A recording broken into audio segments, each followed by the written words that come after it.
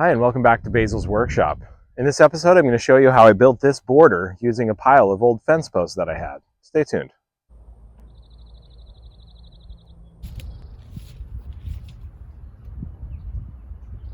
So what I'm doing here is measuring about 3.5 feet out from the front of the garden and using this scrap piece of metal to create a straight line that I can spray paint on the grass.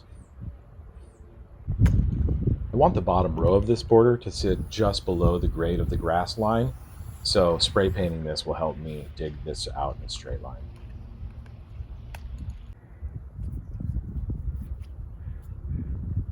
I'm not sure what this piece of metal used to be. It looks like either a garage door track, an old gutter, or possibly the ridge cap of a metal roof. Whatever it is, it's pretty solid and just perfect for this job.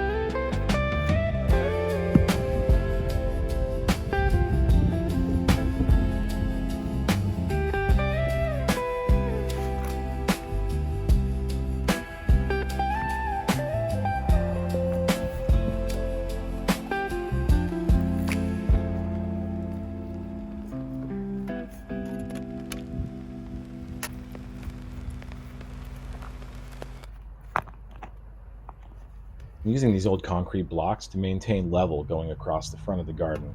And then I'll turn the corner and meet the edge of the arbor here. I have to level each log individually since they're all just slightly different size. It sounds like a lot of work, but it's not that bad. It's nice when you get that perfect level. I made a bunch of these stakes that I'm just going to hammer straight into the dirt so that I can screw the logs to them and add the second row on top. I realize these will probably rot over time, but hopefully they hold everything straight for a few years until it all settles on the concrete blocks.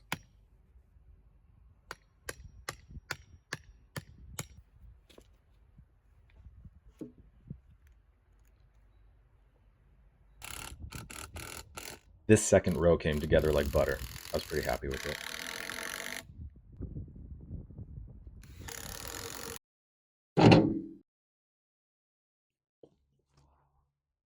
One of the tasks that I've been putting off for a while is moving these concrete blocks out of here. They were an attempt at a garden bed last year, and it just didn't work. They melted into the ground and look really bad. And in a future episode, I'd like to build garden boxes here, so I've got to get them out of here.